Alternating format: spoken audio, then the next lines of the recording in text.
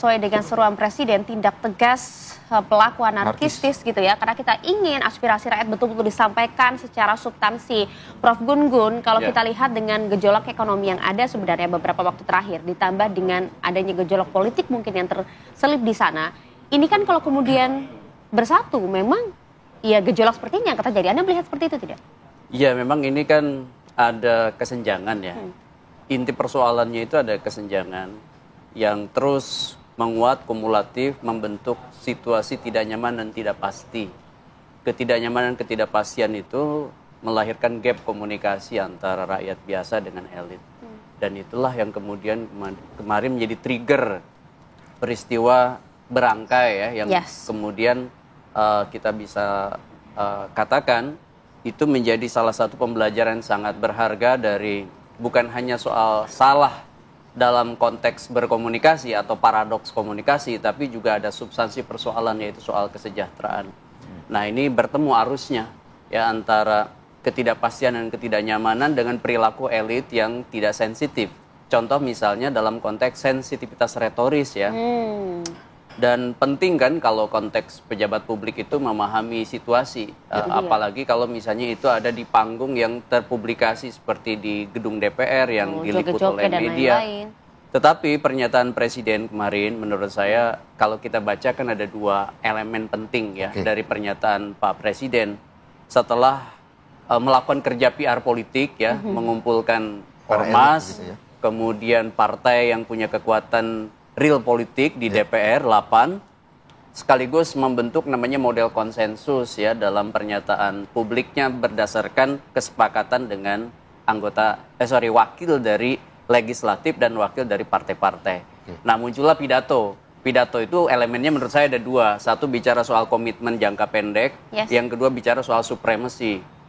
Komitmen jangka pendek adalah contoh misalnya menegaskan bahwa partai akan menonaktifkan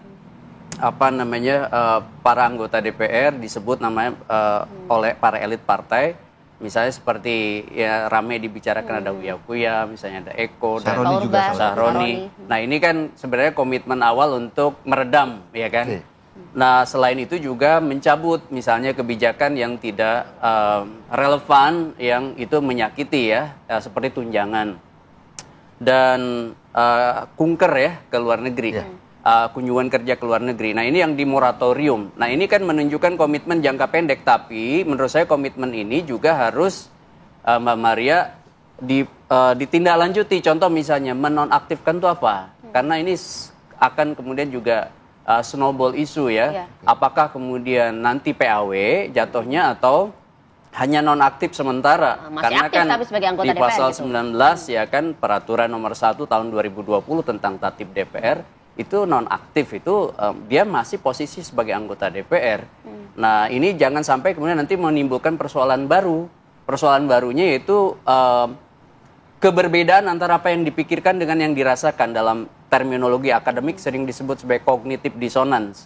Ya, disonansi kognitif itu ketika berbeda antara apa yang diharapkan soal mereka dicopot, tapi hanya sementara dinonaktifkan dan nanti aktif lagi, itu kan akan muncul kekecewaan baru. Berbeda itu. Nah, elemen yang kedua saya lihat dari pidato Pak Presiden itu bicara soal supremasi, yaitu bicara soal penegakan hukum pada perilaku-perilaku yang anarkis. Nah, tapi juga harus ada tindak lanjut, jangan sampai tafsir di bawah, terutama TNI Polri, itu kemudian menafsirkan pernyataan Presiden itu nanti dengan pendekatan yang jauh lebih koersif. Presiden sudah menggarisbawahi itu di bagian-bagian akhir, membuka dialog, berarti akses komunikasi harus dibuka. Meskipun tidak tegas juga disampaikan di awal. Betul, makanya kemudian menurut saya penting untuk memastikan bahwa pertama yang harus dilakukan adalah dialog. Dengan berbagai elemen, terutama jangkar-jangkar tengah masyarakat. Yang kedua, baru kalau ada kelompok atau elemen yang memanfaatkan situasi, mengarah pada hal-hal yang melanggar hukum, baru itu dilakukan tindakan. Jangan dari awal mindsetnya koersif. Baik, gitu. Terima kasih. Kita ke Pak Kapuspen. Pak Kapuspen, bagaimana kemudian dari pihak TNI khususnya menafsirkan pesan dari Presiden Prabowo Subianto untuk menindak tegas, tetapi tetap mengedepankan dialog gitu ya. Begitu, dengan masyarakat. Khawatirnya semakin mencekam nanti, Jenderal. Terima kasih. Seperti yang disampaikan Pak Gun tadi, benar ya bahwa kita terus mengedepankan dialog, kemudian pendekatan pada tokoh masyarakat, tokoh agama. Bahkan saat ini bahwa Panglima memimpin doa bersama dengan tokoh agama, kemudian seluruh agama melaksanakan doa bersama sebagai bentuk bahwa kekuatan ikhtiar kita harus dibarengi dengan doa dan tawakal.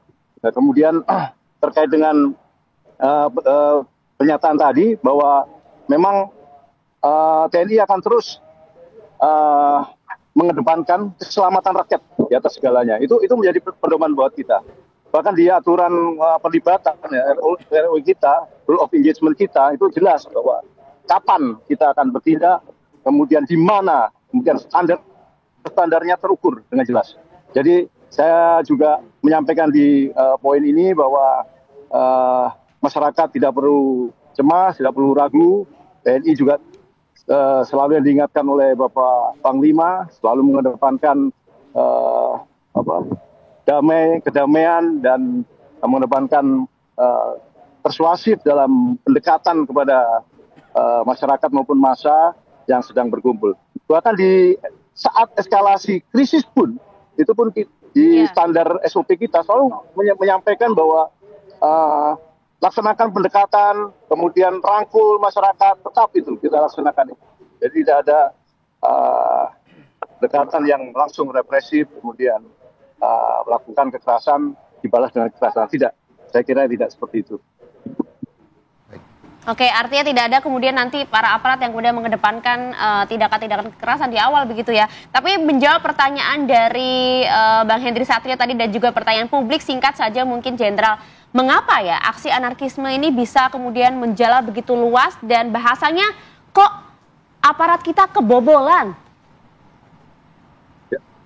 Iya Pak, bukan kebobolan ya kalau saya kira ya. Jadi karena memang masifnya gerakan dari masyarakat itu, ya, masifnya gerakan masyarakat yang ditunggangi oleh beberapa kepentingan berbaur dengan masyarakat, kemudian melaksanakan aksi masif tersebut, bahkan bukan hanya di lapangan ya, bahkan di media sosial juga kita lihat sendiri bagaimana TNI dibenturkan dengan Polri, kemudian masyarakat dibenturkan dengan aparat, ya itu luar biasa masif dan provokatif.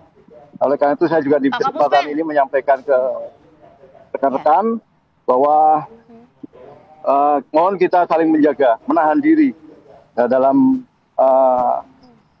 baik berbicara di media maupun berbicara di media sosial, ya. Tulisan-tulisan, ajakan-ajakan yang bersifat propaganda dan agitasi saya harapkan untuk tidak dilaksanakan. Sehingga masyarakat lebih adem, tenang, kemudian stabilitas keamanan tercapai. Demikian, Pak. Oke, baik, terima kasih banyak Pak Kapuspen atas waktu Anda bersama kami di Apa Kabar Indonesia Pagi. Nampaknya masih ada agenda lain. Betul sekali, masih terima kasih banyak. Giat begitu ya. Terima kasih banyak Pak Kapuspen sudah bergabung bersama kami di Apa Kabar Indonesia. Pak Indri, Pak Gun, salam hormat dari Monas. Baik, salam hormat. Terima kasih banyak. Cukup tenang, karena saya mendengar bagaimana penjelasan dari Pak Kapuspen, kondisinya sedang diamankan. Oke. Karena yang deg-degan saya 2 kali lipat deg-degannya ini dalam kasus ini. Ada yang menarik di Bang Hensa, kalau kita lihat tadi, ada yang menunggangi, betul tadi dari pernyataan dari Pak Kapuspen, Anda melihat itu juga? Ada yang punya kepentingan katanya. Nah kalau secara komunikasi begini loh. Ini yang ngomong nggak main-main loh, ini Kapuspen loh yang ngomong loh. Makanya karena Kapuspen yang udah ngomong kan berarti ya kita harus percaya kan. Ada pihak-pihak yang punya kepentingan. Tapi siapa? Kalau dari kacamata Pak Hensa melihatnya pakai kacamata soalnya bener nih. Iya. Mesti tanya Kapuspen, tapi menurut saya saat ini harusnya Pak Prabowo bicara dengan 2 kelompok besar. Yang pertama adalah kelompok yang bisa menenangkan massa. Kalau menurut saya yang bisa menenangkan massa itu adalah mantan presiden dan mantan wakil presiden ya. Jadi ada Pak SBY, Pak Jokowi gitu ya, Pak JK juga kemarin sudah ngomong. Bu Mega, Pak JK, Pak Budiono gitu ya, Pak Ma'ruf Amin juga. Kalau kemarin kita lihat jajaran ini tanpa mengurangi rasa hormat saya dengan yang diundang kemarin dan diajak bicara sama Pak Prabowo, dari 8 orang itu, 10 atau 8 orang itu, mungkin yang hanya bisa menenangkan massa hanya Bu Mega, tapi yang lain-lain menurut saya nggak ada yang bisa menenangkan massa. Bahlil kalau diturunkan untuk menenangkan massa saya yakin nggak bisa. Makanya ini dengan segala hormat ya, dia perlu tuh sosok-sosok seperti Yusuf Kala, Ma'ruf Amin, Budiono, SBY. Mungkin ada beberapa gitu yang nggak mau mungkin Bang Hensa. Nggak, saya rasa belum aja. Makanya tadi kan saya katakan saya menunggu part 2-nya. Kemudian kelompok yang kedua, menurut saya yang perlu intens lagi diajak bicara oleh pemerintah, oleh presiden, ini adalah media massa nasional yang memang selama ini secara pencitraannya, secara citranya itu seperti ditinggalkan. Kalah dengan para influencer. Influencer ini padahal kan yang paling menikmati masa-masa indahnya pemerintahan tuh. Banyak lagi jumlahnya ya kan? Ya betul, mereka diajak ke IKN segala macam kan. Sekarang kemana itu? Influencer geng IKN itu. Sama sekali tidak ada perannya untuk menenangkan massa kan. Bahkan saya lihat justru media massa itu diminta oleh pemerintah untuk menenangkan massa. Bahkan untuk memberikan pesan-pesan yang positif.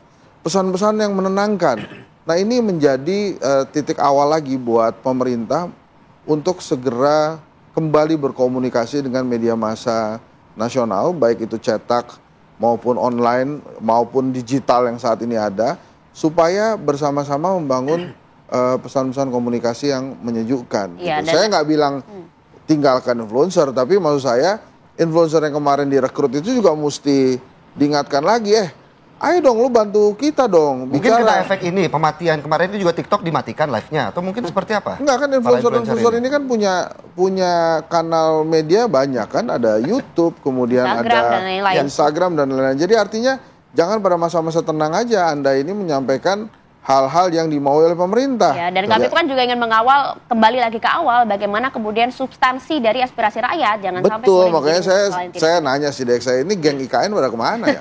Influencer yang kemarin IKN harusnya kan mereka juga turun dong ke masyarakat untuk menenangkan itu.